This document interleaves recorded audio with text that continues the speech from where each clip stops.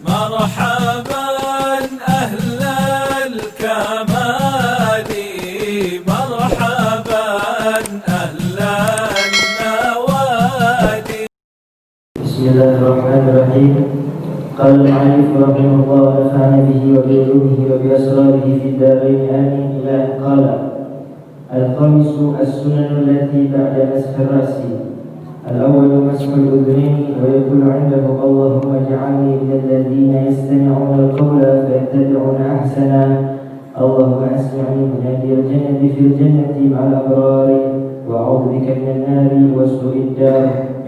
ويمسحهما 9 مرات، 3 استثقالا بماء جديد بأن يمر بمسبحتيه في المعاطف الأذن، ويمر بإبهاميه على ظاهر الأذن، و3 للسماخين بماء جديد، كذلك بأن يدخل المسبحتين في خرقي الأذنين، و3 استظهارا ببطن الكف بماء جديد أيضا. Yang kelima, sunnah-sunnah yang dilakukan setelah membasuh kepala. Yang pertama ialah masbul udhunain, yaitu membasuh kedua telinga, dan berdoa: Allahumma ij'alni minal ladzina yastami'una al-qawla fayattabi'una ahsana. Ya Allah, jadikan saya daripada orang-orang yang mendengarkan ucapan dan mengikuti kebaikan. Allahumma asmi'ni munadiyal jannati fil jannati ma'al abrar. Ya Allah, dengarkanlah kepadaku seruan jannah, seruan surga di dalam surga bersama orang-orang yang baik. Wa a'udzu bika minan nari wasu'id dar, dan saya berlindung kepadamu dari api neraka dan tempat yang buruk. Wa yamsahuhuma 9 marratin, dan membasuh keduanya 9 kali. 3 istisqalan bima'in jadid, 3 kali meminimalisir dengan air yang baru. Di ayyamura bimusabbihatihi fil ma'atifil udhun, dengan melewati dengan kedua telunjuk fil ma'atifil udhun, sela-sela di sela-sela telinga. Wa yamura bihamihi ala zahir udhunihi, dan melewati dengan ibham jempol pada telinga luar. Wa thalathan lis-sama'ain, dan 3 kali pada simakhain, Daun telinga. dan 3 kali pada daun telinga dengan air yang baru. Kadzalika bi'idkhil musabbihatain, begitu juga dengan memasukkan kedua telunjuk fil kharqil udhunain, di kharqil udhunain, Di 2 lipatan. di kedua lipatan telinga. Wa thalathati istizharan bi batil kafi bima'in jadid aidan, dan 3 kali untuk memperjelas dengan telapak tangan dengan air yang baru keluar. Bismillahirrahmanirrahim. Assalamualaikum warahmatullahi wabarakatuh.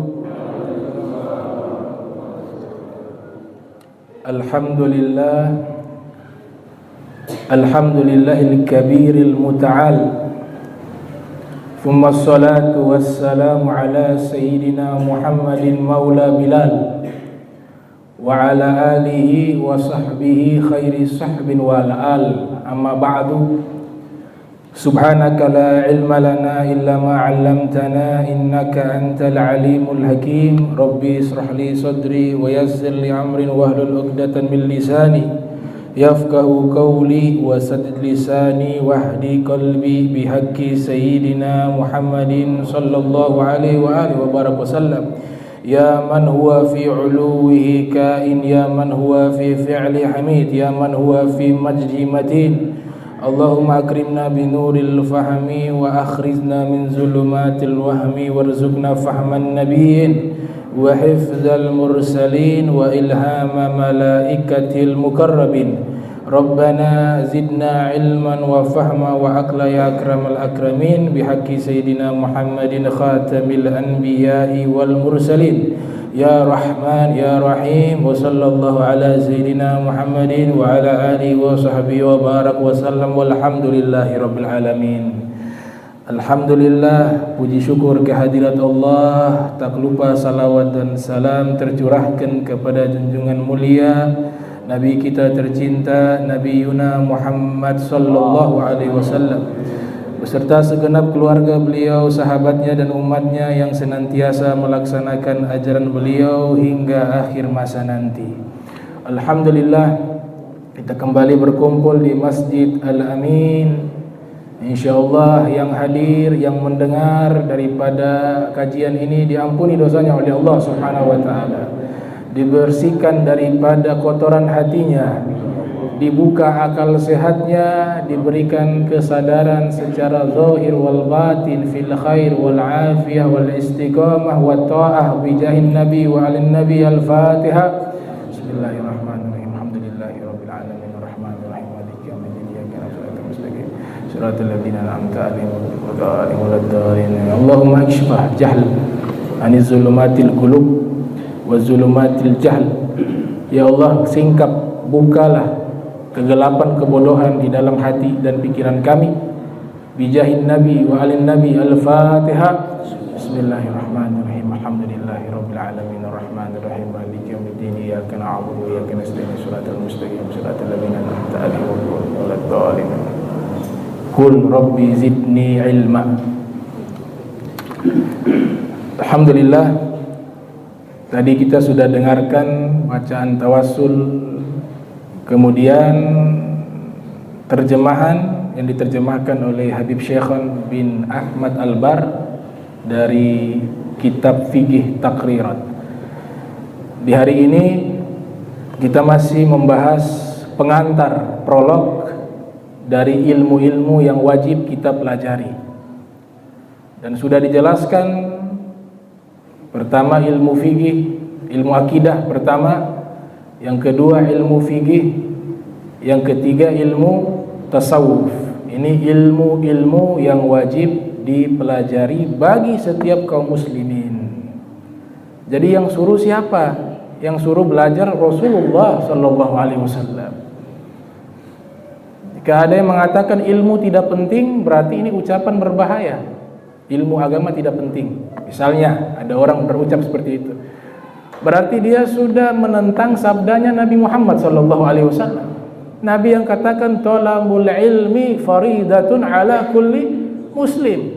Menuntut ilmu itu wajib, bukan sunnah, wajib bagi setiap muslim.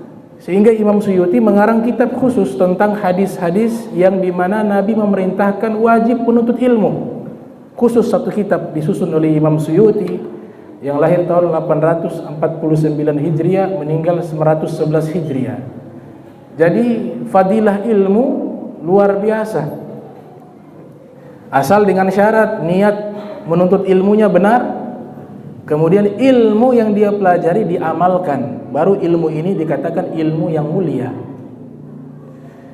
Ini ilmu-ilmu yang wajib disusun oleh para ulama, diantaranya Ibnu Ruslan mengatakan al-ilmu, ya, ilmu itu adalah paling mulianya amal ibadah. Asnasairil a'mali fahuwa dalilul khair wal ifdali. Ilmu itu membawa petunjuk kepada kebaikan dan keutamaan.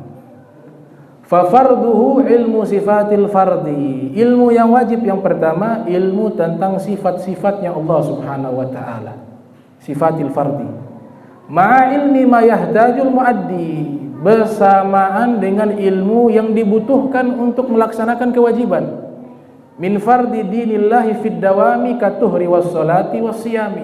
Seperti ilmu yang biasa kita lakukan sehari-hari berkaitan tentang kewajiban, wudu, sholat, puasa, dan lain-lainnya yang wajib, maka ilmu itu pun menjadi wajib.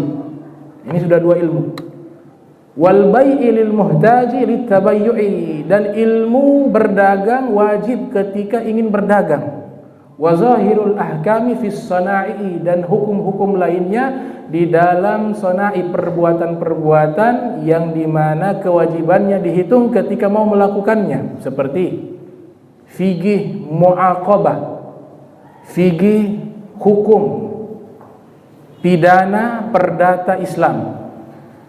Bagi kita yang bukan seorang hakim tidak wajib. Ini kalau pakai standar hukum Islam.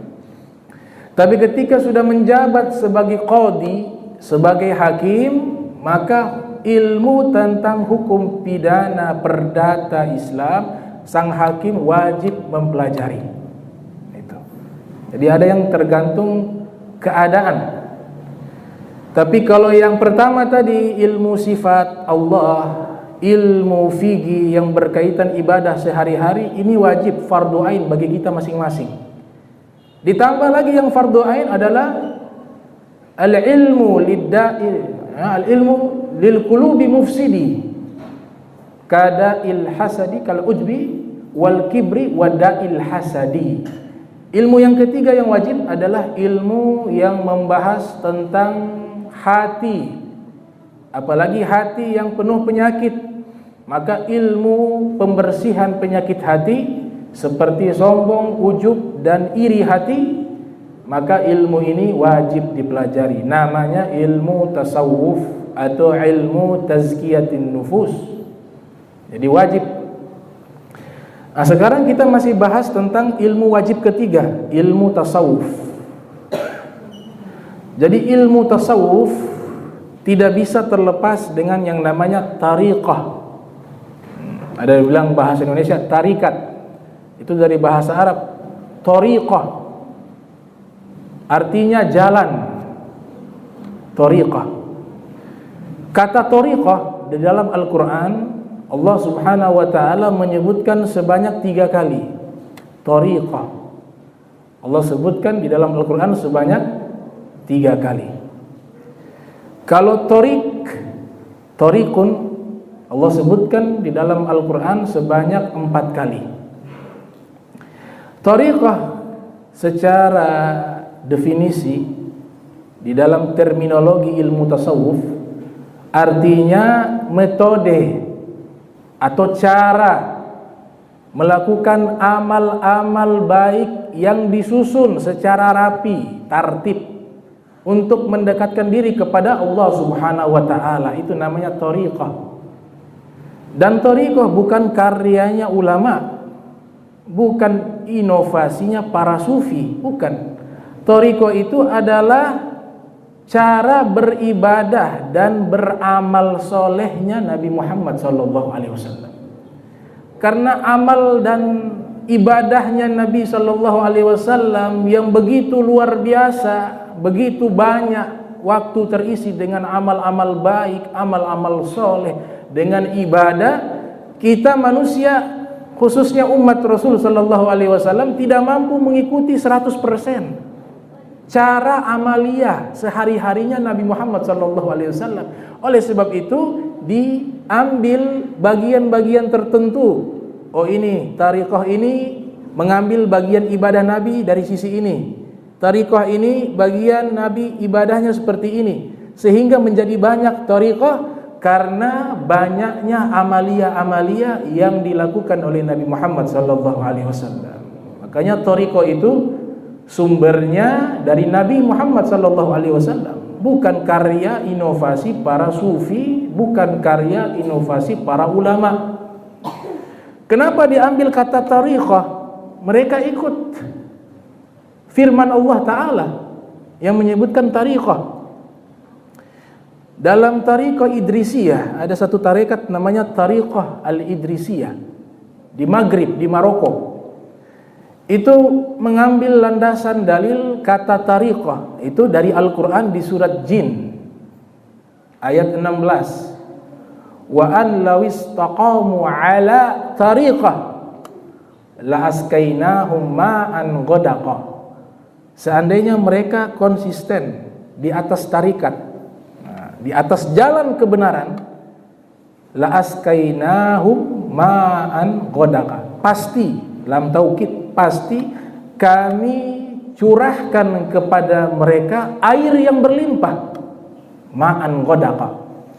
Dalam tariqah Al-Idrisiyah menyatakan ma'an ghadaqa ini makna majasi, kiasan.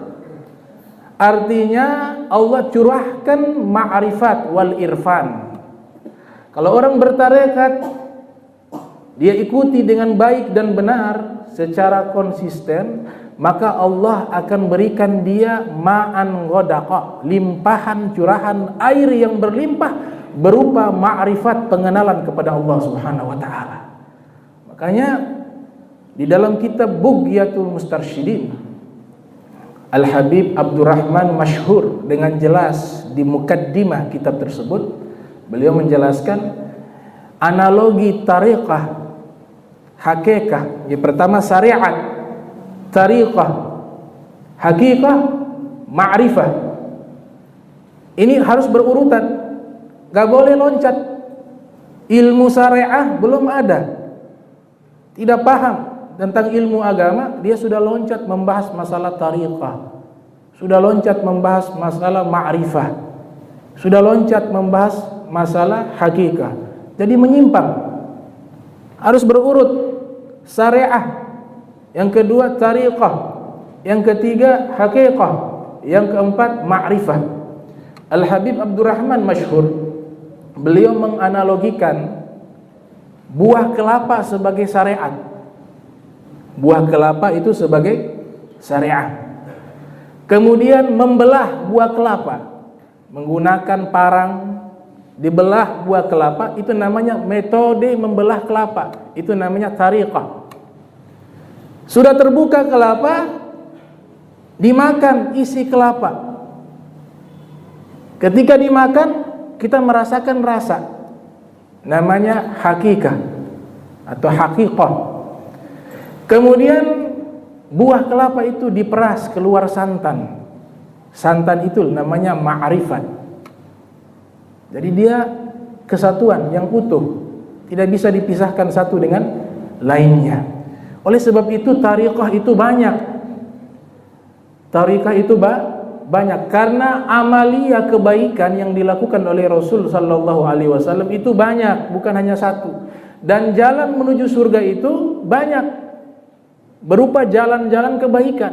Makanya di dalam surat Al-Ankabut Allah Subhanahu wa taala berfirman, "Walladzina jahadu fina lanahdiyannahum subulana." Orang-orang yang bersungguh-sungguh menuju kepada kami, niscaya kami berikan petunjuk kepada mereka jalan-jalan kebaikan menuju kepada kami. Allah Ta'ala menggunakan redaksi kata subul. Subul itu bentuk jamak plural dari kata sabil. Kalau sabil satu jalan, kalau subul banyak jalan. Artinya jalan menuju surga itu amaliyanya banyak, selama sanadnya bersambung kepada Sayyidul Wujud Al-Mustafa Muhammad sallallahu alaihi wasallam.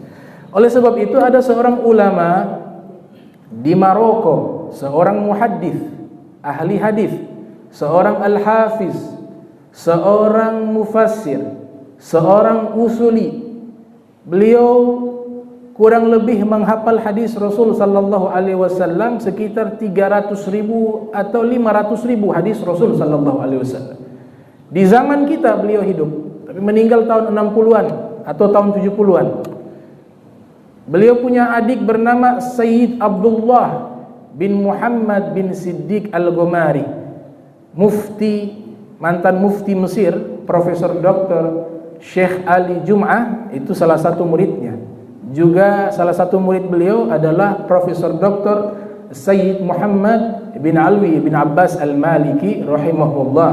Juga di antara muridnya adalah Musnid Dunia Syekh Yasin bin Isa Al-Fadani. Itu murid-muridnya jadi ulama besar. Nah ini Sayyid Abdullah punya kakak lebih alim dari seluruh ilmunya. Sayyid Ahmad bin Muhammad bin Siddiq Al-Ghumari rahimahullah, beliau punya kitab namanya Al-Burhanul Jali, nama kitabnya. Dalam kitab tersebut beliau mengumpulkan data-data valid tentang sanad-sanad tariqah yang ada di dunia. Dan beliau mengambil satu kesimpulan bahwa tariqah yang ada di zaman beliau seluruhnya itu memiliki mata rantai sanad yang bersambung sampai kepada Nabi Muhammad sallallahu alaihi wasallam. Beliau sebutkan satu persatu. Ada yang bersambung sampai, paling banyaknya tariqah bersambung kepada babul ilm, yaitu Al-Imam Ali bin Abi Thalib karramallahu wajhah. Paling banyak tariqah bersambung kepada Imam Ali bin Abi Thalib. Ada yang bersambung kepada Sayyidina Abu Bakar Siddiq, ada yang bersambung sanadnya kepada Salman Al-Farisi. Kesemuanya ini gurunya adalah Nabi Muhammad sallallahu alaihi wasallam. Makanya thariqah banyak. Ada namanya thariqah Naskabandiyah, Bahauddin Naskabandi. Ada thariqah Sammaniyah, ya, ada thariqah Qadiriyah, ada thariqah Rifaiyah, ada thariqah Saziliyah, ada thariqah Alawiyah, banyak, dan semuanya punya sanad bersambung sampai kepada Nabi Muhammad sallallahu alaihi wasallam. Kalau thariqah Qadiriyah ini disusun tartibnya oleh Sayyidina Syekh Abdul Qadir bin Musa Al-Jilani yang lahir tahun 470 Hijriah, meninggal 561 Hijriah. Kalau Abu Hasan Sazili di Mesir punya tariqah namanya tariqah Saziliyah, tahun 500-an Hijriah. Ada tariqah Bahauddin Naskabandi, namanya tariqah Naskabandiyah. Ada tariqah Muhammad Sammani Al-Madani, namanya tariqah Sammaniyah. Dan banyak daripada tariqah-tariqah yang justru mereka mengamalkan tariqahnya dengan baik dan benar, dengan ilmu, dengan amal, dengan wara', dengan ikhlas, dengan khauf. Mereka sampai kepada Allah Subhanahu wa taala. Oleh sebab itu, As-Sayyid Ahmad Al-Gumari, beliau menjelaskan satu persatu data-datanya secara valid. Semuanya bersambung sampai kepada Nabi Muhammad sallallahu alaihi wasallam.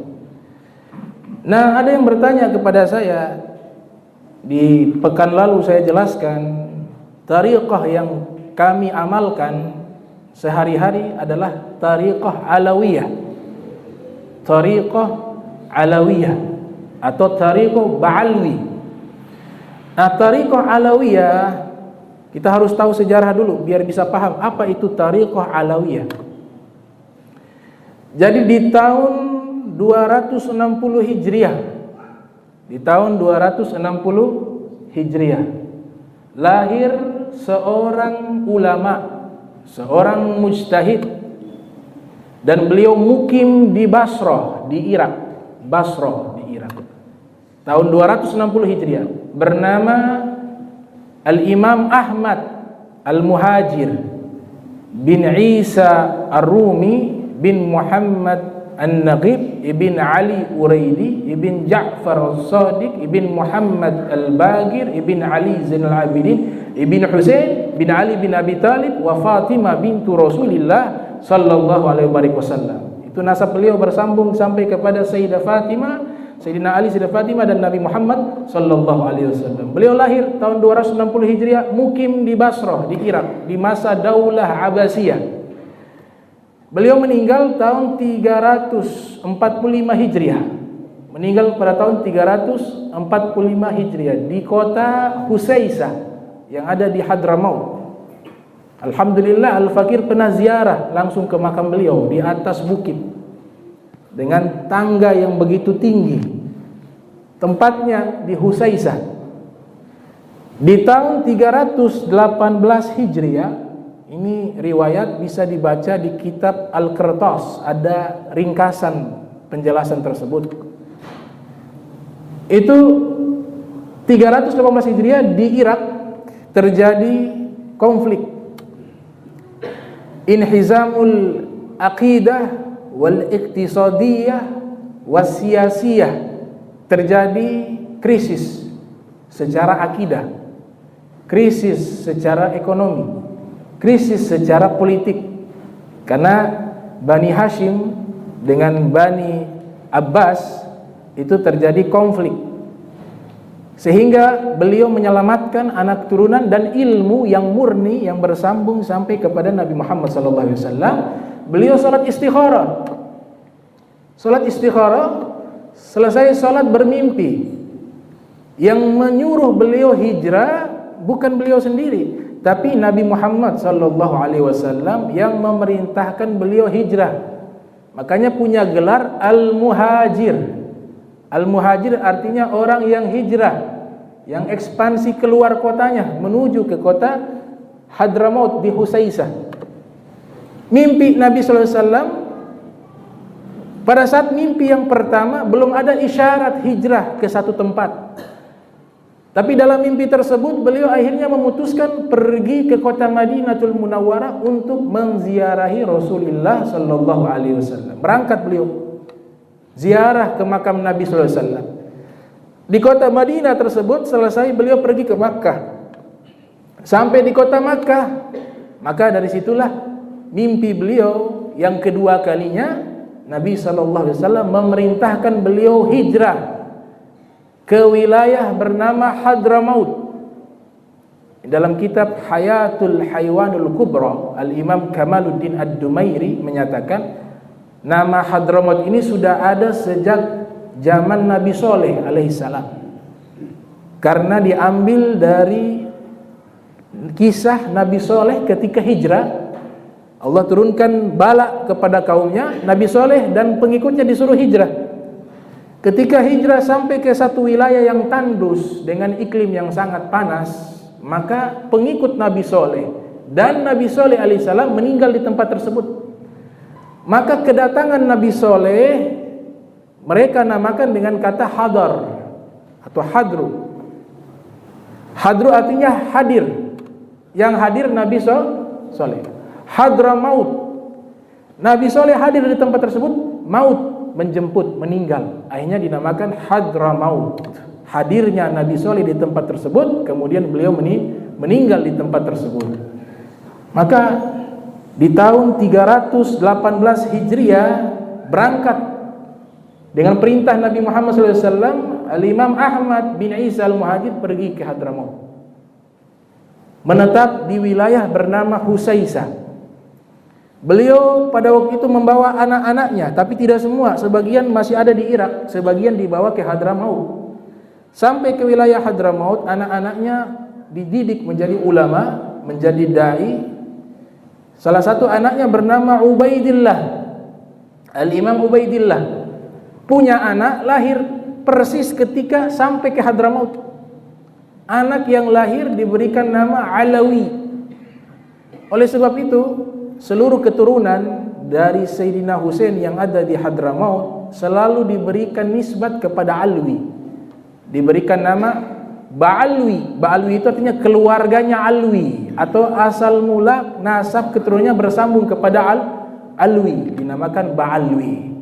Berarti dari sini bisa ketahuan tariqah Alawiyah itu berarti tariqah yang bersumber dari nasab atau anak keturunannya Alwi bin Ubaidillah bin Ahmad bin Isa bin Muhammad An-Nagib ibn Ali Uraidi ibn Ja'far Shadiq bin Muhammad Al-Baqir ibn Ali Zainal Abidin bin Husain bin Ali bin Abi Talib wa Fatimah bintu Rasulillah sallallahu alaihi wasallam. Maka menetap di situ. Nanti masuk punya turunan banyak, tersebar, melahirkan anak keturunan yang banyak di Hadramaut. Semuanya dididik menjadi ulama, menjadi aulia, menjadi sulaha, menjadi asfiya. Kemudian mereka berdakwah. Nanti tepat pada abad ke-5 Hijriah, ada seorang anak keturunan Alwi bernama Faqihil Muqaddam. Faqihil Muqaddam. Beliau lahir tahun 574 Hijriah, meninggal pada tahun 653 Hijriah. Beliaulah yang menyusun tariqah Alawiyah. Beliau yang mempopulerkan, beliau yang menyusun, dan beliau yang mengajarkan. Makanya tariqah Alawiyah yang pertama kali yang menyusun adalah Faqihil Muqaddam, Muhammad bin Ali Ba'lawi. Beliau dapat ilmu ini dari ayahnya, namanya Ali Ba'alwi. Al-Imam Ali Ba'alwi dapat ilmu ini dari ayahnya, bernama Al-Imam Muhammad Sahibul Mirbat. Al-Imam Muhammad mendapatkan ilmu ini dari ayahnya, Al-Imam Ali Kholi Qasam. Ini beliau yang pertama kali pindah ke Tarim Hadramaut. Jadi orang pertama dari zuriyah Al-Imam Husain yang pindah dan mukim ke kota Tarim adalah Al-Imam Ali Kholi Qasam. Beliau bangun Masjid Ba'alwi di sana. Dan beliau punya kelebihan keramat.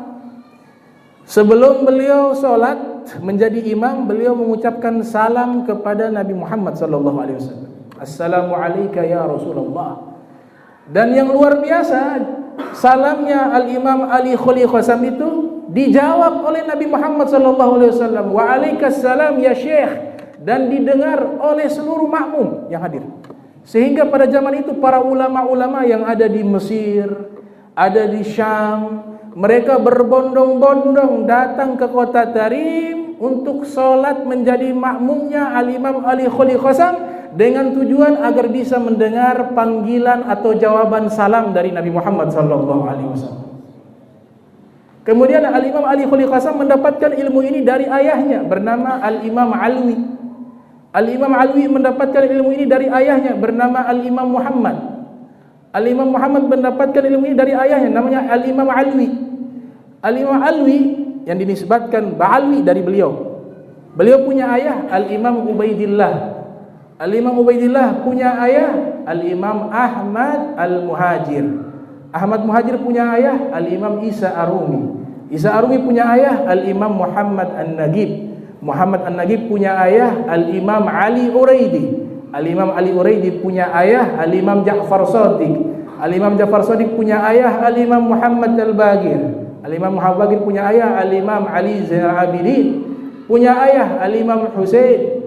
Al-Imam Husain punya ayah Al-Imam Ali bin Abi Thalib. Dan istrinya adalah Sayyidatun Nisa Fatimah Az-Zahra alaihassalam. Ayahnya adalah Nabi Muhammad sallallahu alaihi wasallam. Ini sanad Tariqah Alawiyah.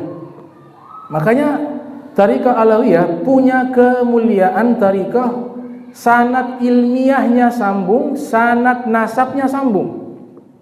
Jadi al-asanidul ilmiyah wal asanidu nasabiyah. Sanad intelektual sampai kepada Nabi sallallahu alaihi wasallam, sanad genetika nyampe kepada Nabi Muhammad sallallahu alaihi wasallam. Sehingga dikatakan sanad ilmiah yang tidak lewat jalur Ahlul Bait itu nyambung kepada Hasan Basri. Al-Habib Abdullah Balfaqih mengatakan dalam kitab Manhajus Sawi, tariqatun alawiyah hiya tariqatu Abi Madyan Su'aib ibn Husain. Tarekahnya Alawiyah itu adalah tarekatnya Abu Madyan, seorang ulama besar yang nanti mukim di Spanyol. Beliau punya keramat yang luar biasa, masyhur kesolehannya. Namanya Su'aib ibn Husain Abu Madyan Al-Maghribi, yang lahir tahun 500 Hijriah, meninggal 580 Hijriah. Beliau memerintahkan murid-muridnya datang ke Tarim untuk bertemu dengan Faqih Muqaddam. Ini diceritakan dalam kitab Syarhu Ainiyah, disusun oleh Al-Habib Ahmad bin Zain Al-Habsyi, murid daripada Al-Imam Al-Qutub Gausil Ibad wal Bilad Al-Habib Abdullah bin Alwi bin Muhammad Al-Haddad rahimahumullah. Datang ke sana, diberikan khirqah, simbol pemberian izin memegang tarekat. Khirqah bisa berubah berupa jubah, bisa berupa imamah. Ini diambil dari caranya malaikat Jibril memberikan khirqah kepada Nabi Muhammad SAW. Kemudian Nabi memberikan imamah kepada Imam Ali bin Abi Thalib. Imam Ali mengatakan, ammamani Rasulullah SAW. Nabi memakaikan imamah kepadaku, kata Imam Ali bin Abi Thalib. Dan Nabi mengatakan, ammamani Jibril alaihissalam. Dan malaikat Jibril memakaikan Nabi Muhammad SAW imamah. Dan imamah ini bersambung satu demi satu sampai kepada Faqih Muqaddam Muhammad ibn Ali Ba'lawi rahimahumullah. Maka murid-muridnya bernama Abdurrahman dan Abdullah datang memberikan izin. Karena para aulia walaupun jaraknya jauh, mereka ada koneksi. Para aulia. Tapi aulia yang asli, bukan yang yudda'a mengaku-ngaku wali. Karena para aulia tidak pernah mengaku wali. Para aulia menyembunyikan kewalian. Walhasil, kata Faqih Muqaddam, saya terima. Engkau yang satu tidak sampai di tempat engkau tinggal, kau meninggal. Kalau engkau masih sampai, benar, perjalanan ini sudah meninggal tengah jalan. Satu muridnya sampai kepada Abu Madyan. Nah, Abu Madyan, beliau mendapatkan sanad tariqah ini dari gurunya, bersambung sampai kepada Ibnu Arabi. Ibnu Arabi mendapatkan ilmu ini dan tariqah ini sanadnya bersambung kepada Al-Imam Abu Hamid Muhammad bin Ahmad Al-Ghazali At-Tus yang lahir 450 Hijriah, meninggal 505 Hijriah.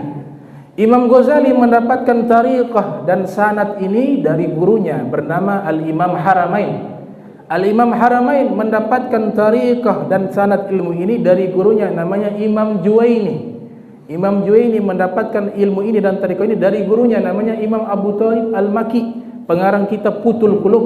Imam Abu Thalib Al-Maki mendapatkan ilmu ini dari gurunya namanya Al-Imam Sibli. Al-Imam Sibli mendapatkan ilmu ini dari gurunya bernama Al-Imam Junaid Al-Baghdadi rahimahumullah.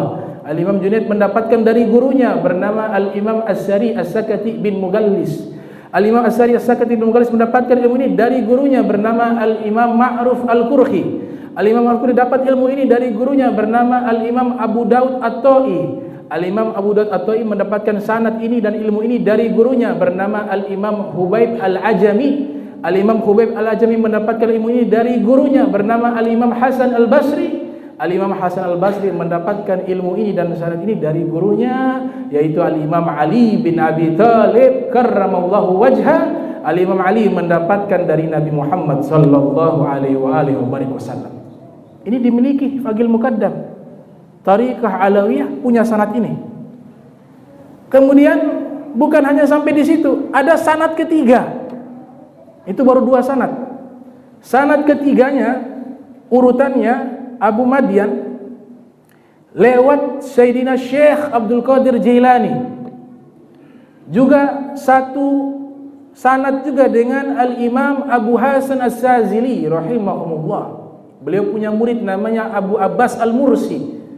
Abu Abbas Al-Mursi punya murid 2 yang populer. Imam Busiri, pengarang Maulid Burdah, dan juga Al-Imam Athaillah Skandari, pengarang kitab Al-Hikam dan kitab namanya Tajul Arus li Tahzibin Nufus. Nah, ini sanad ketiganya lewat Sayyidina Syekh Abdul Qadir Jailani. Dapat dari gurunya namanya Ibnu Zayyad, dapat lagi dari gurunya dengan sanad yang sama Imam Sibli. Imam Sibli dapat dari gurunya yaitu Imam Junaid. Imam Junaid dapat dari gurunya Al-Imam As-Sari As-Sakati bin Mughallis. Kemudian Imam As-Sari As-Sakati mendapatkan dari gurunya Ma'ruf Al-Qurhi. Ma'ruf Al-Qurhi mendapatkan dari gurunya Al-Imam Ali Ridha. Al-Imam Ali Ridha mendapatkan ilmu ini dari gurunya dan sanad ini dari gurunya Al-Imam Musa Al-Kazim. Al-Imam Musa Al-Kazim mendapatkan ilmu ini dari gurunya dan ayahnya Al-Imam Ja'far Shadiq. Al-Imam Ja'far Shadiq mendapatkan dari Imam Muhammad Al-Bagir. Imam Muhammad Al-Bagir mendapatkan dari Al-Imam Ali Zainal Abidin. Al-Imam Ali Zainal Abidin mendapatkan dari Sayyidina Husain, Sayyidina Husain dari Sayyidina Ali dari Nabi Muhammad sallallahu alaihi wasallam. Ini itu sanad-sanadnya yang suci, yang mulia, nyambung kepada Nabi Muhammad sallallahu alaihi wasallam. Oleh sebab itu Al-Habib Ali bin Muhammad Al-Habsyi beliau mengatakan musalsalatu anhum asanidu akhdhuhum ila khairi mahmudi wa ashrafi hamadi abun yatalakka an abihi wa hakadha fayalaka min abai kiramin wa ajdadi. Sanad ilmu mereka bersambung kepada Nabi Muhammad sallallahu alaihi wasallam. Mereka dapat dari ayah mereka terus sampai kepada Nabi Muhammad sallallahu alaihi wasallam. Sungguh beruntung orang yang memiliki sanad tersebut yang bisa bersambung kepada Sayyidul Wujud Al-Mustafa Nabi Muhammad sallallahu alaihi wasallam. Tapi ini bukan satu kebanggaan. Nasab, jabatan, harta bukan satu kebanggaan, bukan hal yang patut disombongkan. Tapi ini tanggung jawab. Nabi Yusuf alaihissalam Allah sebutkan di dalam Al-Quran, beliau mengatakan ittaba'tu abai, saya mengikuti bapak-bapak buyut saya. Siapa? Ya'qub wa Ishaq, Ibrahim wa Ishaq wa Ya'qubah. Saya ikut millah, ittaba'tu millata abai Ibrahimah wa Ishaq wa Ya'qubah. Saya ikuti jalan mereka dulu. Saya ikuti ibadahnya, saya ikuti akhlaknya, saya ikuti ilmunya, saya ikuti dakwanya, saya ikuti mengajarnya, ikuti dulu baru bilang itu saya punya bapak. Tapi kalau gak ikut, maka tidak perlu dibanggakan. Yang ikut pun tidak perlu membanggakan. Laisa takabbur bin nasab haram, walakin tafakhur bin nasab. Sombong dengan asal usul itu haram. Siapapun dia, sombong dengan asal usul haram. Tapi mengagungkan asal usul itu perintah. Karena Nabi Yusuf mengatakan ittaba'tu millata abai. Saya ikuti jalan, agama, cara ibadah, cara berilmu, cara mengajar, cara berakhlak bapak moyang saya. Berarti di sini Nabi Yusuf tafakhur. Beliau bangga dan mengagungkan nasabnya, tapi tidak sombong dengan nasabnya. Makanya Sayyidina Ali bin Abi Thalib mengatakan, "Laisal fata man yaqulu kana abi, lakin fata man yaqulu ha ana dha." Orang yang hebat tidak mengatakan, "Itu lihat saya punya kakek." Itu bukan orang hebat, kata Sayyidina Ali. Tapi orang yang hebat dia mengatakan, "Ini loh saya. Ini saya yang dilihat sekarang nih, realita yang ada. Ini saya. Saya ikut tidak? Saya jadikan panutan tidak?" Maka ini tariqah punya tanggung jawab. Ini tariqah punya tanggung jawab. Dan seluruh dari kita kaum muslimin diperintahkan untuk mencari tahu asal usulnya. Di antara kita ada yang kakeknya ulama. Kita harus malu, kita punya kakek orang soleh. Kalau tidak bisa jadi seperti beliau, paling enggak berapa persen dari langkah hidup beliau. Dan ini dipakai oleh Nabi Yusuf dan para aulia dan kaum salihin terdahulu. Oleh sebab itu dikatakan di dalam asas, Imam Haddad pernah ditanya, ini fondasi tarekat Alawiyah. Jadi tarekat Alawiyah sudah jelas tarekat yang bersambung sampai kepada Fagil Muqaddam dan bersambung kepada kakek buyutnya bernama Alwi bin Ubaidillah bin Ahmad bin Isa al-Muhajir. Itu namanya tarekat Alawiyah. Al-Imamul Haddad pernah ditanya, fondasi dari tarekat Alawiyah itu apa? Beliau menjawab 5. Yang pertama al-ilmu. Saya saksi mata. Tahun 2006 saya di Hadramaut di Tarim. Ini Pak Yamin punya adik juga, Ustaz Ahmad sedang ada di Hadramaut. Kesibukan mereka sehari-hari tidak lepas dari kitab. Belajar ibadah. Jadi yang membawa tarekat Alawiyah harus rajin belajar. Kalau mengaku saya mengikuti tarekat Alawiyah, saya pencintanya habaib, saya pencintanya daripada zuriyah Rasulullah SAW, tapi malas belajar ilmu agama, berarti tidak masuk tarekat. Minimal hadir nih, ini paling minimal. Nabi kasih wasiat, kun aliman, jadilah kalian orang alim. Kalau gak bisa muta'allimah, belajar. Kalau gak bisa lagi mustami'ah, datang dengar. Gak bisa lagi muhibbah, cinta. Wala takun khamisa fatahlik, jangan jadi yang kelima, pembenci. Malahan mengajarkan orang untuk tidak cinta ilmu. Nauzubillah min dzalik, bahaya. Bahaya. Ini anak-anak kita, adik-adik kita harus berikan motivasi, belajar sungguh-sungguh.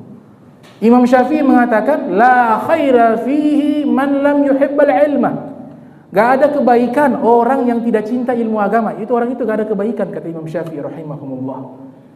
Kalau urusan nanti dia berakhlak buruk, ya itu dia berilmu tapi akhlak buruk. Jangan salahkan ilmu pribadi orang tersebut. Sama halnya tarekat. Zaman sekarang ini zaman fitnah. Ada di YouTube dikeluarkan ini tarekah menyimpang.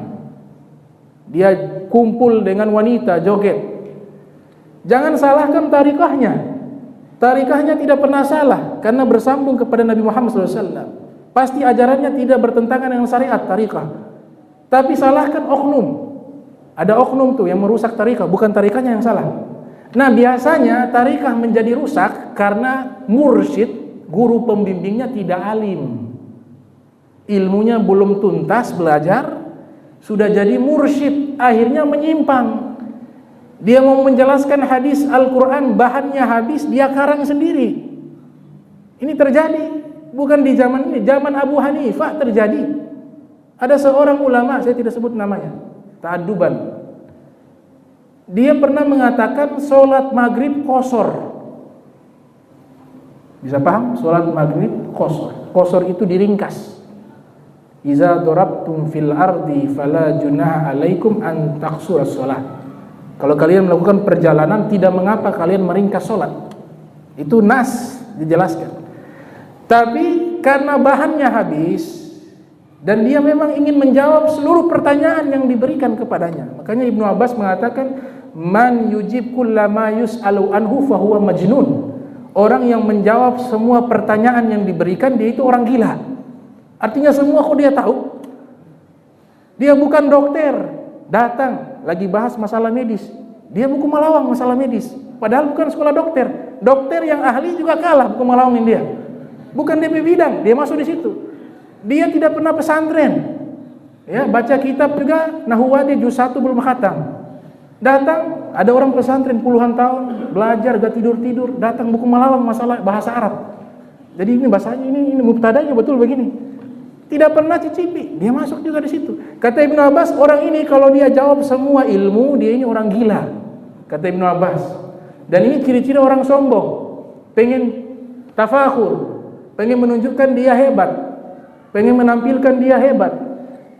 Jadi orang yang melakukan kebaikan ada dua.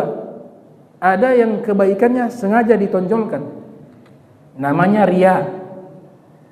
Ada kebaikan yang sengaja disimpan, tapi dengan siasat diceritakan nanti agar diangkat. Apa?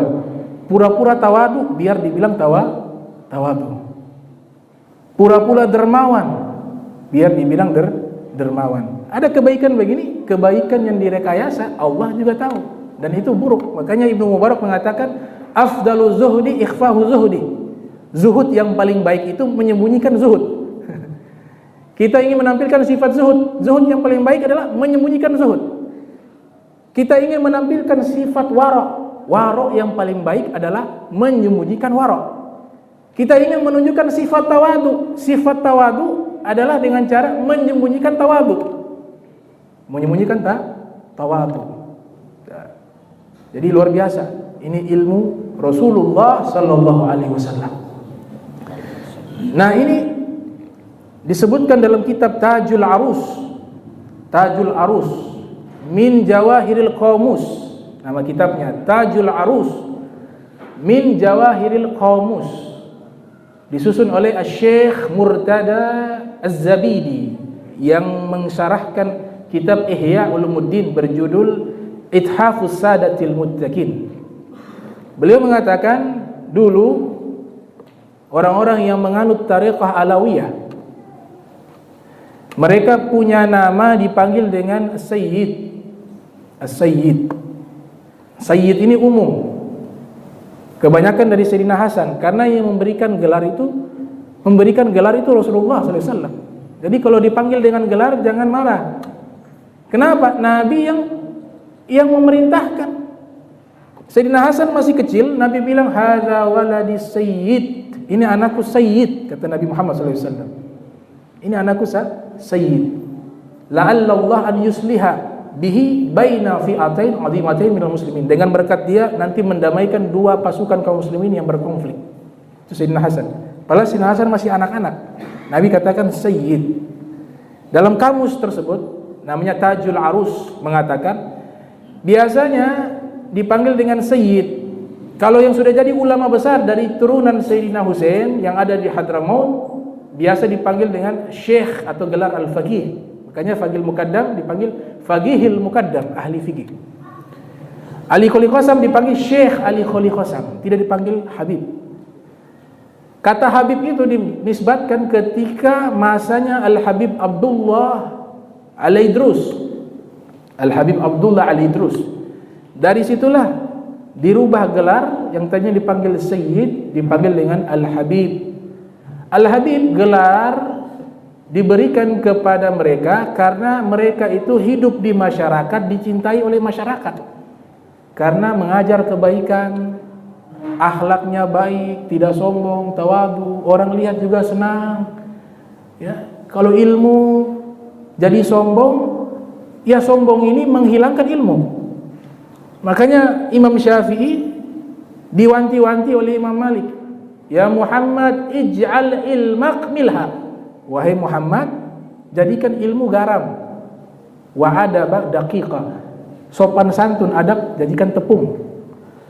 Kita kalau buat roti, garam dikasih banyak, tepung sedikit, kita proses masuk ke forno, keluar, panggil jamaah Masjid Alamin, habis sholat asar, ayo makan di rumah, ada roti saya baru buat. Kira-kira ada yang mampu makan? Makan rasa garam. Kenapa? Kebanyakan garam, tepungnya sedikit, gak jadi roti, gak bisa dinikmati orang, gak bisa diambil manfaat orang. Tapi kalau tepungnya banyak, garamnya secukupnya, dibuat roti, diundang orang, pakai teh panas sore-sore, pisang goreng, air guraka lagi makan, terasa nikmat. Orang sudah menikmati nikmat, sudah menikmati dapat manfaat, dia kenyang.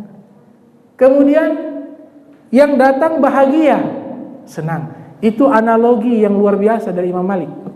Jadi kalau ilmu sedikit tapi akhlaknya banyak, itu lebih baik daripada ilmunya banyak akhlaknya sedikit. Apalagi ilmunya gak ada, akhlaknya gak ada.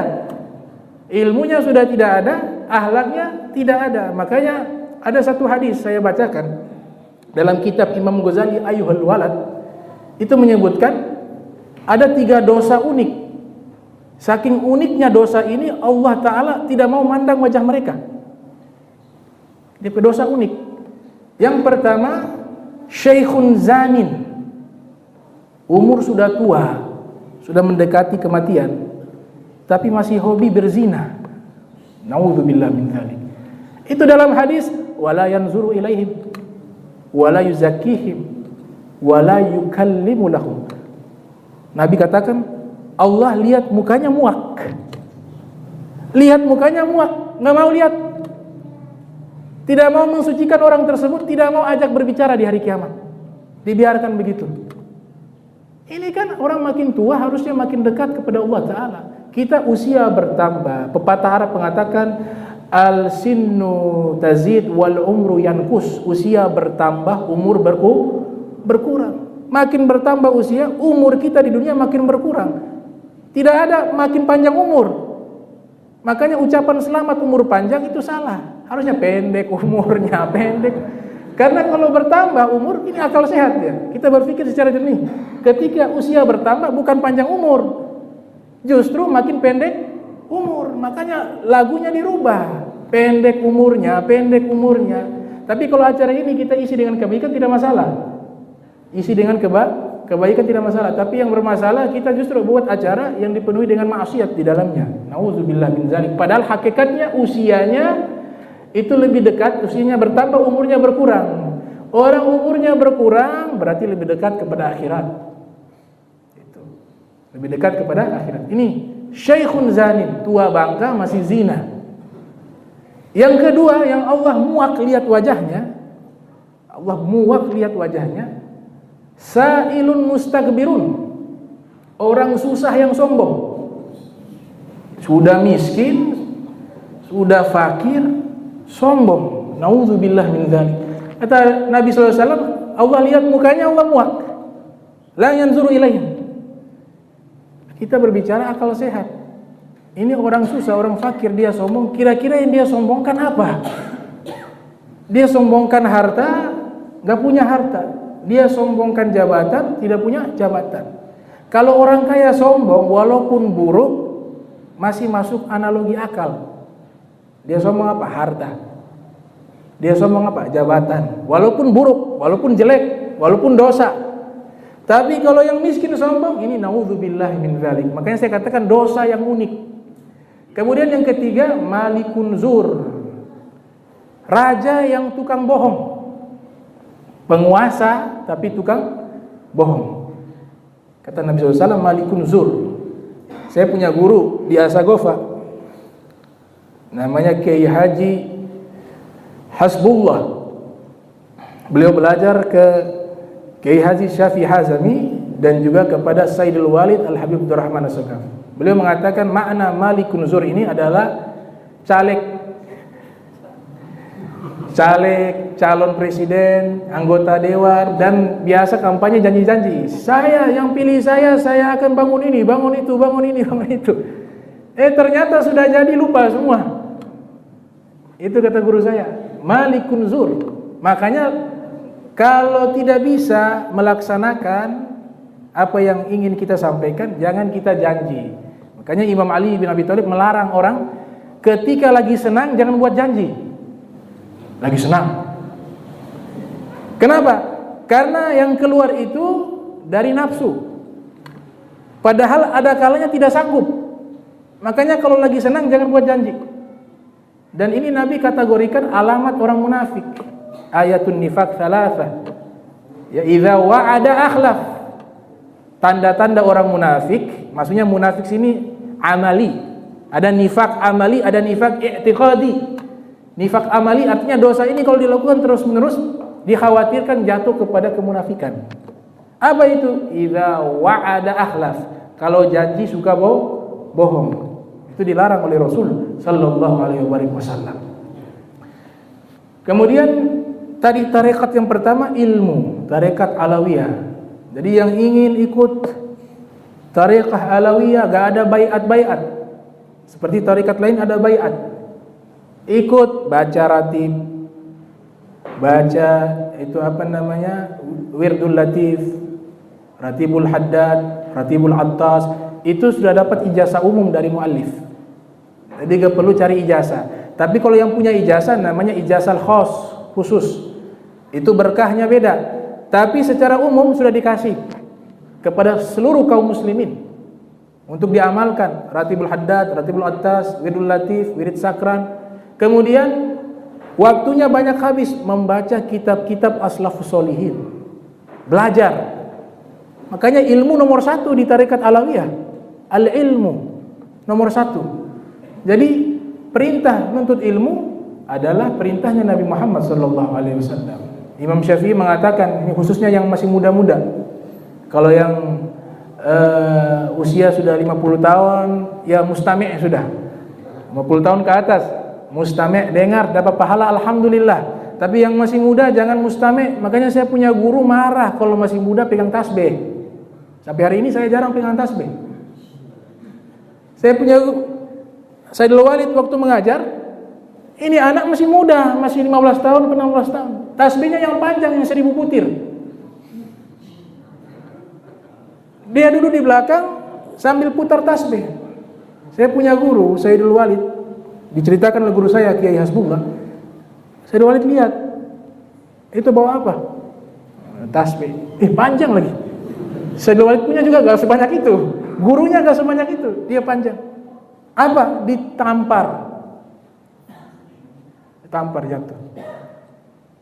Dia bilang kalau kau sudah umur 60-70 tahun ini hafal gak bisa, orang bicara sudah tidak paham, baru pegang tasbih. Sekarang waktunya belajar, bukan pegang tasbih. Nanti kalau sudah tua baru pegang tasbih. Jangan kebalik. Masih muda pegang tasbih, masa tua baru belajar. Salah. Masa muda belajar. Karena di dalam hadis Nabi SAW mengatakan orang yang mengurang pelajaran itu seperti baca tasbih dan tahlil. Mengulang pelajaran itu seperti zikir. Pusing karena memahami pelajaran itu mendapat doanya malaikat. Kemudian dia berjalan di atas sayap malaikat. Ini riwayat, innal malaikata la tadau ajniyataha li talabil ilmin ridan bima yasna. Ini bukan hadis Nabi tapi ucapannya tabi'in. Namanya Safwan ibn Assal Al-Muradi.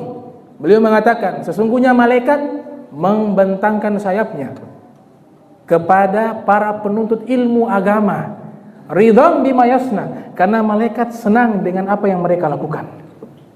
Jadi yang muda-muda jangan lupa pakai tasbih. Ya, bawa buku fikih.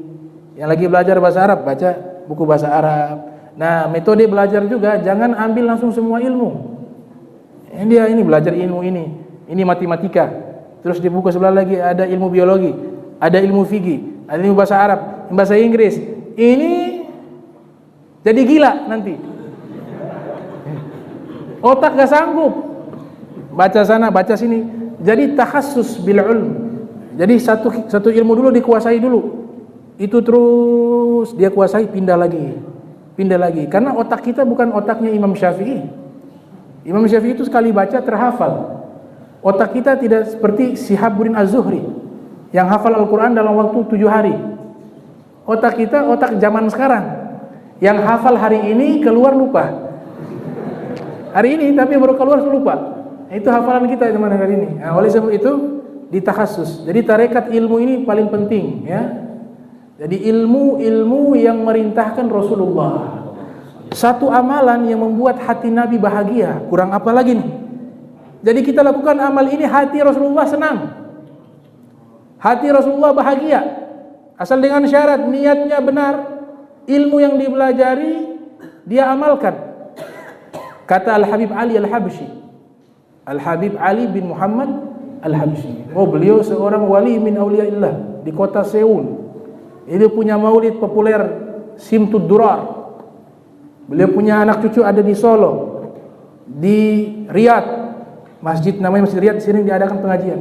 Beliau yang katakan dalam kitab Al-Fawaidul Mukhtarah, mimma atau ma syai' yasurru qalban Nabi sallallahu alaihi wasallam mithlu nashril ilm wa tablighihi wal amali bih. Tidak ada sesuatu yang membuat hati Rasul sallallahu alaihi wasallam bergembira dan bahagia seperti nashril ilm, menyebarkan ilmunya Nabi Muhammad sallallahu alaihi wasallam. Hati Nabi girang. Kalau Nabi girang, Allah girang. Nabi senang, Allah senang. Tapi kalau menghalangi, ilmu tidak penting. Lawan, makhluk sudah menyakiti hati Rasul sallallahu alaihi wasallam. Karena kenapa? Menyebarkan ilmu artinya sebelum ilmu disebarkan dia belajar. Dia belajar dulu baru bisa sebarkan ilmu. Jadi dengan ilmu itu hati Nabi bahagia. Tapi kalau larang orang belajar ilmu agama, buat hati Nabi sedih. Kebalikan namanya maqlub fil hadis. Wa tablighihi. Setelah menyebarkan dia sampaikan. Wal amali bi, yang ketiga paling penting, yang dia sampaikan dia berusaha mengamalkan. Itu pesannya Al-Habib Ali Al-Habsyi. Makanya Al-Habib Ali Al-Habsyi sampai saat ini di tempat beliau ba'da salat subuh, saya lupa harinya, itu selalu mengajar ilmu nahu. Ilmu nahu ini ilmu grammar bahasa Arab. Habis salat subuh, Ja'a Zaidun, Qoma Zaidun, Ra'aitu Zaidan. Padahal seorang ulama besar ngajar ilmu bahasa Arab yang paling dasar. Qoma Zaidun, Ra'aitu Zaidan, Ja'a Zaidun dan seterusnya. Ba'da salat subuh.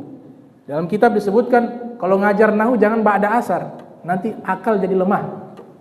Ilmu nahu itu pelajari ba'da subuh atau di sebelum asar. Akhirnya ulama-ulama heran. Yang lain bahas tasawuf, bahas fikih, tafsir. Habib Ali Al-Habsyi ulama besar ngajar nahu ba'da subuh. Ulama-ulama yang ada di kota Tarim waktu itu mereka tidur bermimpi. Bermimpi ada rombongan dengan jumlah yang banyak, pakaian putih. Kemudian di depannya ada Nabi Muhammad SAW lewat di kota Tarim. Ini ulama yang mimpi heran nih. Rasulullah SAW mau kemana? Ini dari kota Tarim seakan-akan mau menuju satu tempat. Kemudian ulama itu dalam mimpinya dia katakan, ya Rasulullah, antum mau kemana dengan rombongan ini? Kata Nabi SAW, saya mau hadir majlis nahunya Habib Ali. Majlis ilmu nahu Habib Ali. Makanya saya sampai hari ini Yauma Sabat sama Ahad dari tahun 2009 sampai hari ini tidak pernah libur ngajar nahu. Yauma Sabat sama Ahad sampai hari ini.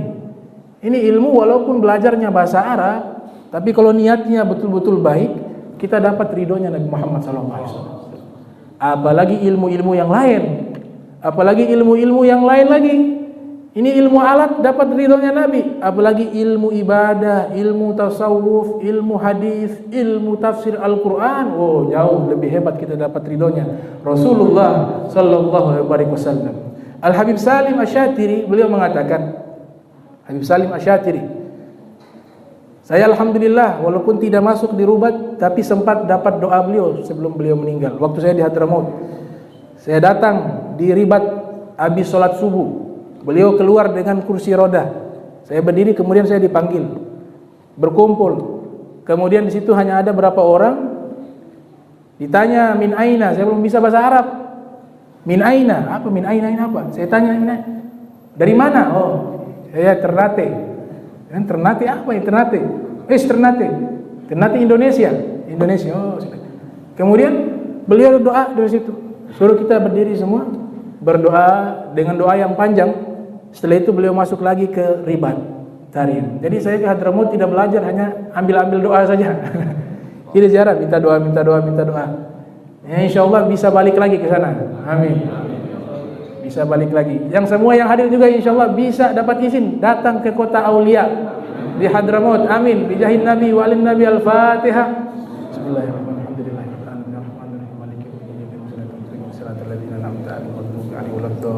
Amin.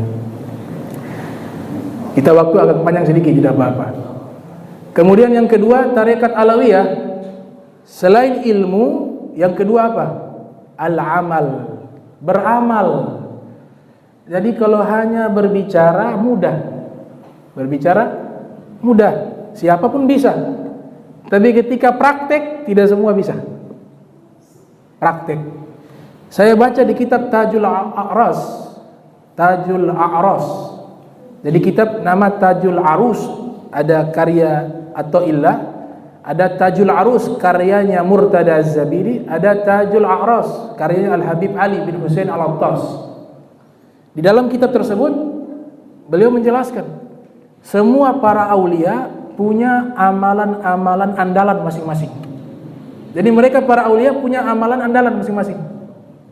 Ada yang andalannya sedekah, ada yang andalannya dakwah, gak pulang-pulang, nanti sudah berbulan-bulan baru ke rumah. Ada amalannya mengajar. Itu seperti Sahibul Hayati Sahabah, pengarang kitab Hayatus Sahabah, Syekh Yusuf Al-Kandahlawi. Ya, Syekh Yusuf Al-Kandahlawi itu mengajar dari jam 3 malam, sudah mulai mengajar, sampai jam 12 malam. Setiap hari non-stop. Pulang ke rumah hanya mandi, makan, sarapan, lanjut lagi di masjid. Itu. Setiap hari. Jam 3 malam mulai start. Kan biasa. Ini kan di organisasi Jamaah Tabligh. Beliau biasa dibuat musyawarah. Diajar musyawarah. Itu jam 3 malam. Habis sholat subuh mengajar. Pulang ke rumah, minum, lanjut mengarang kitab. Jam 8 mulai mengajar lagi. Sampai dohor. Terus istri keluarga bagaimana? Istri keluarganya sudah ridho. Bahkan istrinya mengatakan apa? Kalau saya mati, gak usah datang. Saya sudah wakafkan engkau untuk Allah wa Rasul. Dakwah fisabilillah. Terus ketemu di mana? Nanti sudah di yaumil kiamah kita ketemu, kalau gak di surga. Sampai istrinya meninggal gak sempat datang. Istrinya gak kasih tahu. Udah kasih wasiat kalau saya meninggal jangan kasih tahu suami saya. Meninggal sudah dikubur. Beliau lagi khuruj keluar. Pulang kemari, mana istri? Sudah meninggal lama, sudah hampir berapa bulan yang lalu. Kenapa? Istrinya sudah ridho. Istrinya sudah ridho. Itu luar biasa. Amal. Makanya dikatakan oleh Al-Habib Abdullah bin Husain Balfaqih. Beliau ini kira-kira 200 tahun yang lalu hidup. Beliau mengatakan laqad fatani min khiyarin nas. Orang-orang terbaik sudah banyak pergi meninggalkan saya. Kam rajulin ma faraka dzikra tulal umri wal kutuba. Berapa banyak orang-orang soleh yang hidup di zaman saya melihat mereka seumur hidup tidak pernah lepas dengan Al-Quran dan kitab-kitab kaum solihin. Tidak pernah lepas seumur hidup. Ma faraka dzikra tulal umri wal kutuba. Baka ulailatihi sajjadu khulwatihi. Malam harinya menangis karena takut kepada Allah Subhanahu wa taala. Di saat sendiri dalam keadaan sujud kepada Allah taala. min khaufi malikihi yasta'zibu ta'aba. Karena rasa takut yang luar biasa kepada Allah Subhanahu wa taala, rasa lelah di dalam beribadah, di dalam menuntut ilmu, di dalam beramal lenyap hilang. Karena rasa takut kepada Allah Subhanahu wa taala. Jadi orang soleh itu ibadahnya makin banyak tapi merasa makin banyak dosa. Dikatakan selesai mereka habis isya sholat sampai waktu subuh tidak tidur. Seperti Sayyidina Syekh Abu Bakar bin Salim, lahir tahun 919 Hijriah, meninggal 992 Hijriah. Itu 40 tahun sholat subuh pakai wudu isya. Selesai sholat, beliau melafadzkan kalimat, Ya Rabb, ma abadnaka haqqa ibadatik. Ya Allah, ibadah saya ini belum benar kepadamu, belum mencapai hak kebenaran ibadah kepadamu. Ini pernyataan seperti pernyataan malaikat. Tapi zaman sekarang baru pegang tasbih saja sudah baca salawat 100 kali, 200 kali, 300 kali, sudah jadi aulia, sudah di langit. Ya, sudah di langit. Bicaranya bukan alam bumi, alam langit. Tadi malaikat datang sama saya, ada kasih begitu. Ya. Tadi aulia datang saya. Tadi nabi datang sama saya. Kalau ada saya di depan, coba kasih tunjuk sekarang, panggil. Saya mulia. Saya mulia. Jadi ucapan begini dusta, dosanya besar. Naudzubillahi min dzalik. Itu Sayyidina Abu Bakar Salim, ibadah luar biasa, mengatakan, ya Allah, ibadah saya masih kurang, masih banyak cacat. Itu aulia yang benar. Tapi sholat malam 10 tahun baru 1 kali, 2 rakaat baca kulhu sama inna atayna kal kautsar. Selesai itu surasa, masya Allah, surga di depan mata. Penyakit hada jauh ma bainas sama wal ard, antara langit dan bumi. Ini tarbiyatun nufus, tarbiyatul qulub. Nabi kasih tinggal ilmu, pelajari, bukan khayal, bukan dongeng, bukan hanya cerita ketemu aulia sana aulia sini. Amal, hidmah, kesungguhan, alladzina jahadu fina, yang sungguh-sungguh, baru kami kasih jalan. Itu Imam Junaid Al-Baghdadi mengatakan, ma akhaztu tasawuf anil kil wal qal. Kami belajar ilmu tasawuf ini bukan hanya ucapan semata, mengatakan begini, mengatakan begitu, mengatakan begini, bukan. Walakin bil ju', tapi kami melaksanakan ilmu tasawuf dengan lapar. Itu Sayyidina Syekh Abdul Qadir Jailani waktu beliau hijrah belajar ke Irak, hampir meninggal gara-gara untuk ilmu. Hampir mati, gak ada makanan. Dan beliau bersumpah tidak mau minta kepada manusia. Dia bilang mati dalam keadaan ilmu, surga. Lapar. Di masjid sudah terkapar, habis sholat asar tertidur di belakang. Di samping ada orang makan. Beliau lihat, ingin makan, mau minta, ingat hadis Nabi. Nabi katakan bahwa mulianya orang beriman istighnahu anin nas. Dia tidak meminta-minta kepada manusia, tapi dia minta kepada Allah. Itu beliau masih anak-anak. Lihat, lapar, aduh, pengen makan. Tahan, jangan minta, jangan. Insya Allah Allah akan kasih, Allah akan kirim. Tiba-tiba datang, ada orang masuk. Kemudian dia tanya, dia lihat ini Sayyidina Syekh Abdul Qadir Jailani, wajahnya sudah pucat. Orang ini mengatakan, wahai anak, ayo makan sama-sama saya. Beliau berpikir, saya tidak minta. Ini yang tawarkan, berarti ini Allah yang antarkan kepada saya. Makanya hadiah itu sekecil apapun jangan ditolak. Senangkan orang yang memberi. Dikasih apapun terima. Alhamdulillah. Terima kasih. Kalau bisa balas, balas.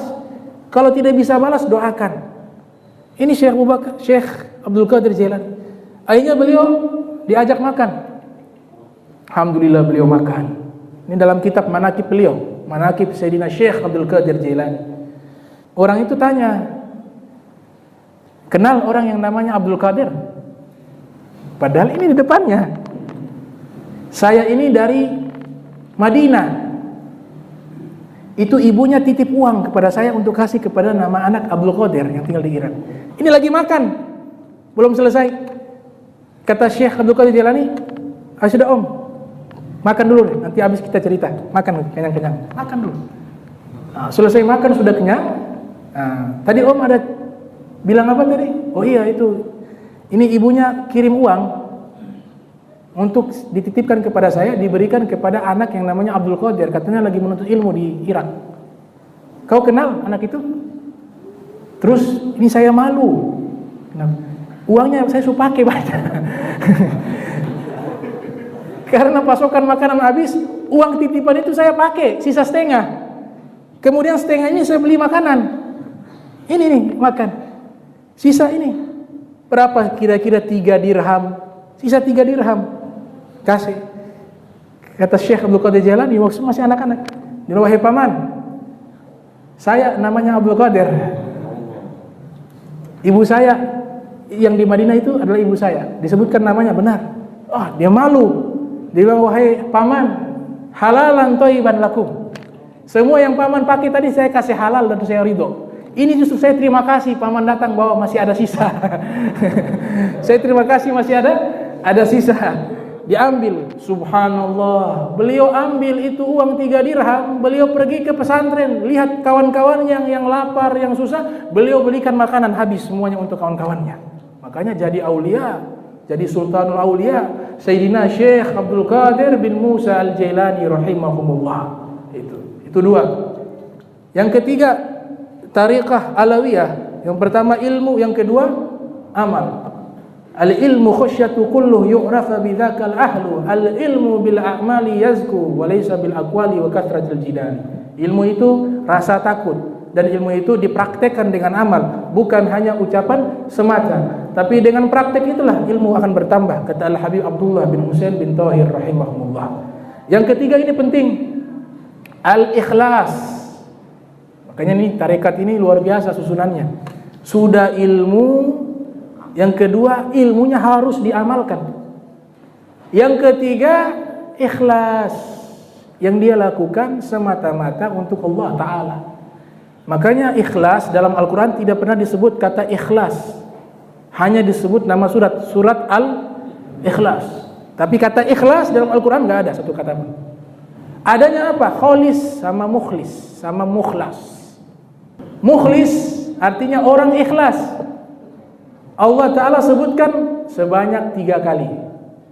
Kata mukhlis disebutkan sebanyak 3 kali. Ada kata mukhlas. Mukhlas disebutkan sebanyak 1 kali. Mukhlas.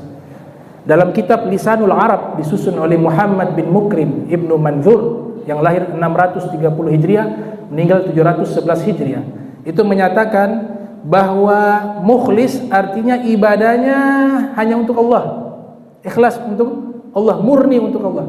Kalau mukhlas, Allah pilih dia menjadi hamba terdekatnya, dan Allah pilih dia beribadah secara murni dan bersih. Berarti mukhlas lebih tinggi, makanya 1:3. Mukhlas di situ sifatnya Nabi Musa. Wazkur fi kitabi Musa innahu kana mukhlasa. Ceritakanlah di dalam Al-Quran tentang Nabi Musa. Sesungguhnya Nabi Musa mukhlasa, adalah hamba yang diikhlaskan oleh Allah Subhanahu wa taala. Kalau mukhlisun 8 kali. Mukhlisun, mukhlasun, mukhlisun, mukhlisin sama 8 kali.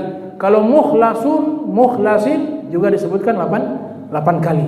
Jadi ikhlas ini penentuan diterimanya amal seseorang atau tidak. Makanya setelah ilmu beramal yang ketiga ikhlas. Saya singkat terakhir karena waktu sudah 8:30. Sayyidina Ali bin Abi Thalib karramallahu wajha, beliau memberikan ilmu tentang tanda-tanda orang ria. Lawan dari ikhlas adalah ria. Makanya di dalam kitab Mu'jamul Wasit ketika menjelaskan arti daripada ikhlas, singkat, al-ikhlas huwa tarkur riya. Ikhlas adalah meninggalkan ria. Sayyidina Ali mengatakan lil murai bi'amalihi 3 alamat. Orang ria itu ada punya 3 tanda. Orang yang suka pamer itu, pamer amal soleh, itu ada 3 tanda. Yang pertama yaksul idza kana wahda. Kalau ibadahnya tidak ada orang, dia malas, semangatnya menurun. Saya selalu analogikan penceramah, karena memang banyak terjadi, khususnya di kota-kota besar. Karena saya sebelum di Ternate, saya mengajar di Jakarta, itu sering terjadi. Ada musola kecil yang hadir, kasihan hanya 2 orang, 10 orang, 15 orang. Dai-nya datang ceramah, lihat sedikit orang, makanan hanya kue sama air putih. Dia bismillahirrahmanirrahim, alhamdulillahirabbil alamin. Allahumma shalli wa sallim ala sayyidina Muhammadin wa ala ali sayyidina Muhammad. Usikum wa nafsi bitaqwallah. Saya masih ada acara lagi, jadi saya singkat. Ya, 10 menit. Ini kemudian dikasih nasihat begini, ya sadaqallahul azim. Wassalamualaikum warahmatullahi wabarakatuh. Pergi. Sampai ke rumah pejabat yang undang. Wah, pejabat yang undang. Datang, rame, amplop tebal. Wah, amplop. Datang. Ya, ini Al-Mukarram. Kami persilahkan adai ilallah fulan bin fulan, falyatafaddal ceramah. Buka jam. Bismillahirrahmanirrahim. Alhamdulillah, itu 2 jam kuat. 2 jam kuat. Kok bisa beda? Yang musola kasihan, orang undang mungkin kadang tidak dibayar. Dia datang undang, ceramahnya singkat, tidak ada semangat. Ketika yang doinya banyak, amplopnya banyak, orangnya banyak, 2 jam bisa. Kenapa? Karena dia dai bukan karena Allah, karena manusia, karena dunia. Itu wasiat guru saya. Makanya tanda orang ikhlas, dia keadaannya sama, mau rame orang, mau sedikit orang, mau dibayar, tidak dibayar, dia punya hati sama. Dia tetap seperti itu, tidak berkurang. Maka itu Sayyidina Ali mengatakan, kalau sedikit, orang sedikit, dia loyo. Itu tanda riya. Imam Ali yang mengatakan. Ada yang unik juga. Tapi alhamdulillah, salah satu guru kami, sama dengan Al-Habib Fauzi, waktu awal pesantren, Al-Habib Jindan bin Naufel bin Salim bin Ahmad bin Jindan. Itu dulu saya pesantren pertama kali di tempat beliau 3 tahun. Saya pernah lihat sendiri. Waktu itu gubernur, nama siapa tuh? Fauzi Bowo. Zaman Fauzi Bowo, gubernur Jakarta. Kemudian tetangga pesantren ada kontrakan kecil. Di samping pesantren Habib Jindan ada kontrakan kecil. Di situ ada orang yang sering hadir di majelisnya Habib Jindan. Ini saya saksikan sendiri. Waktu itu kasihan rumah sempit, mau undang Habib Jindan ke situ untuk ceramah, untuk syukuran. Rumah kecil. Datang ke rumah Habib Jindan. Beb, ya Allah, ini mohon maaf mendadak ini. Besok ada acara di rumah, boleh syukuran. Jam berapa? Oh, insya Allah bisa, saya hadir. Insya Allah. Habib Jindan tahu rumahnya, tahu tetangganya, ini tetangga tahu. Insya Allah. Insya Allah saya hadir. Insya Allah. Oh, makasih Bib. Tapi Allah kadarnya nggak apa-apa sudah. Nggak apa-apa, saya hadir. Pergi nih orang. Tidak lama ada mobil mewah masuk. Masya Allah. Berjejer-jejer mobil mewah. Wah, lihat mobil. Dari mana mobil? Tak keluar dia. Kebetulan waktu itu ada di ruangan tersebut, di tempat biasa beliau roha. Saya ada di situ dengan beberapa teman di situ. Tamu ini datang. Assalamualaikum Bib. Jadi saya lihat sendiri dengan mata kepala.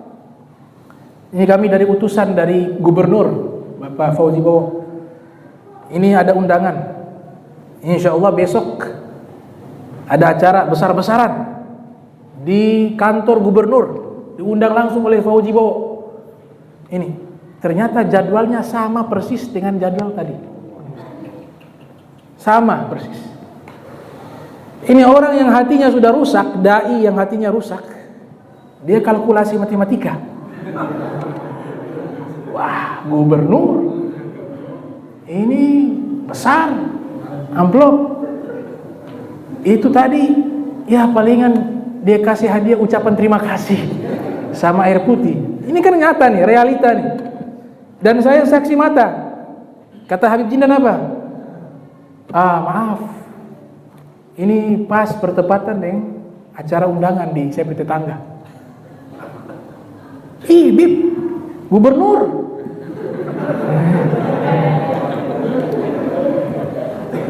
Gubernur, Bib. Langsung acara besar-besaran, Bib, besok. Ya, tapi yang kamuka dia. Seandainya kalian kamuka, ya saya ikut siapa yang kamuka undang saya. Kasihan dia suruh siap-siap juga besok. Nggak boleh, saya mau hadir dia. Ini dibatalkan, cari orang lain saja. Atau tanya saya punya adik Habib Ahmad, kalau dia ada kosong, suruh dia sudah. Ternyata Habib Ahmad juga sudah diundang sama tetangga ini. Datang mereka ke Habib Ahmad jawabannya sama kayak Habib Zindan. Bahwa tetangga mereka sudah undang. Sudah. Akhirnya pulang. Saya bilang ini satu teladan yang baik. Bukan hanya nasihat, tapi dengan amal. Makanya ada ucapan lisanul hal afsahu min lisanil maghal. Ada kalanya, bukan ada, teladan itu lebih fasih daripada ucapan. Kita bicara begini-begini, tapi tidak ada teladan, percuma. Tapi kalau teladan tanpa nasihat, orang lihat bisa tiru. Akhirnya pulang, besoknya hadir. Dan cara berpakaiannya tidak beda dengan acara-acara besar. Ada kalanya kan begitu, Cim itu sudah pakai sarung yang terbaik, tetangga saya kok. Tapi kalau acara besar, Masya Allah, dia pakai bagus-bagus. Ya. Habib Jindan pakai imamah, pakai jubah. Habib Ahmad, kita santri-santri ikut masuk ke dalam. Ikut dengan khusyuk acara, tidak ada yang dikurangi. Ceramahnya juga lama, bacanya juga lama. Bahkan di dalam itu panas sampai mandi-mandi suar. Bagi kita pakai kipas angin di depan, kipas sate juga di samping, tetap keringat keluar. Habib Jindan keringat sampai selesai itu terus. Acara besar ditinggalkan. Kenapa? Ini yang Sayyidina Ali bilang, dia beramal bukan karena manusia, tapi karena Allah Subhanahu wa taala. Itu yang kedua. Yang ketiga, yang kedua Imam Ali kata yang syutu idza kana finnas. Dia ibadahnya semangat kalau banyak orang. Itu tanda dia. Kalau banyak orang dia semangat. Contoh ilustrasi tadi sudah. Yang terakhir itu dikatakan yazidu fil amal idza usni alaihi wa yankusu idza dhumma. Amal ibadah yang dilakukan kalau dipuji oleh orang makin tinggi, dia punya statistik makin meningkat. Makanya saya baca di satu kitab namanya Adabuddin wa Dunya Al-Imam Al-Mawardi. Beliau ceritakan ada seorang Arabiyun, dia sholat di masjid, dia punya gerakan betul-betul rapi. Dan dia baca secara jahar ayat Al-Quran dengan sangat indah suaranya, sampai meneteskan air mata. Dia punya ruku, sujudnya lama. Yang di belakang makmum melihat, Masya Allah, luar biasa ini. Ibadahnya hebat, khusyuk. Selesai dia salam, mereka bilang, Masya Allah, engkau punya sholat luar biasa khusyuknya, luar biasa sempurnanya. Dia bilang, iya, ini anak sholat dalam keadaan puasa. Bukannya sholat, tapi dalam keadaan puasa juga. Dia masuk bab riya. Hilang dia punya amal pahala. Dia punya pahala sia-sia. Begitu. Jadi maksudnya amal ya biasa-biasa saja. Jangan terlalu dibuat-buat. Berakhlak juga biasa-biasa saja. Jangan terlalu dibuat-buat. Habib Salim bin Ahmad bin Zindan pernah satu panggung ada seorang dai. Dia ceramah duluan sebelum Habib Salim. Habib Salim ini kakeknya Habib Jindan. Beliau pahlawan nasional, singa podium. Ini dai ini dia ceramah awalan, dia bilang Assalamualaikum warahmatullahi wabarakatuh. Assalam. Saya al-fakir, ya gak punya ilmu. Saya ini bukan ulama, bukan dai. Saya santri juga tidak pantas. Saya orang yang hina, yang fakir ilallah, yang gak ada apa-apa. Kata Habib Salim Jindan, kalau gak punya ilmu jangan ceramah, turun. Gak punya ilmu, jangan ceramah, turun, duduk di situ dengar orang ceramah. Maksudnya apa di sini? Artinya jangan rekayasa kebaikan, ingin menjatuhkan diri dengan niat diangkat oleh orang, paham? Ingin menjatuhkan diri, saya al-fakir, saya miskin ilmu, saya gak punya apa-apa. Dalam hatinya terlintas niat, nanti orang bilang saya tawadhu, orang bilang saya luar biasa akhlaknya, Orang bilang saya hebat dengan akhlaknya luar biasa. Akhirnya Habib Salim bilang, sudah kalau gak punya ilmu jangan ceramah, turun di bawah. Kalau fakir ilmu jangan ceramah. Dibilang begitu. Jadi seperti itu. Dididik hati kita apa adanya saja. Kalau kita punya muraqabah, punya keyakinan Allah mampu melihat isi hati kita, insya Allah ini aman. Gak ada rekayasa, itu hilang. Kalau niat kita lurus, insya Allah amal kita lurus. Ya. Itu yang pura-pura baik dosa. Sekarang yang tidak baik lebih dosa lagi. Ya, jadi masih panjang insya Allah. Nanti kita lanjutkan lagi pembahasan tentang Tariqah Alawiyah. Mudah-mudahan ini bermanfaat. Saya minta maaf jika ada salah kata, ucapan dan perbuatan saya. Dan mudah-mudahan seluruh jamaah yang hadir di sini maupun yang di luar diampuni oleh Allah Ta'ala dosanya, diberikan istiqamah fi ta'atillah, dan bisa berkumpul bersama Nabi Muhammad sallallahu alaihi wasallam. Allahumma jam'ana hadza jam'an marhuma wa tafarraqana min ba'di tafarraqa ma'suma wa la tajal minna wa la minna syaqiyyan wa la mahruma. Allahumma nadhi qulubana an ta'alluqi biman dunak waj'alna min qaumin tuhibbuhum wa yuhibbunak. Rabbana wa hab lana min azwajina wa dhurriyyatina qurrata a'yun waj'al muttaqina imama. Rabbana atina fid dunya hasanah wa fil akhirati hasanah wa qina adzabannar. Wadkhilna jannata ma'al abrar ya aziz ya ghaffar ya rabbal alamin. Subhanaka wa bihamdika asyhadu an la ilaha illa anta astaghfiruka wa atubu ilaik. Wa sallallahu alaihi Muhammadin wa ala alihi wa sahbihi wa baraka wa sallam. Alhamdulillahirabbil alamin. Wa minkum wassalamu alaikum warahmatullahi wabarakatuh.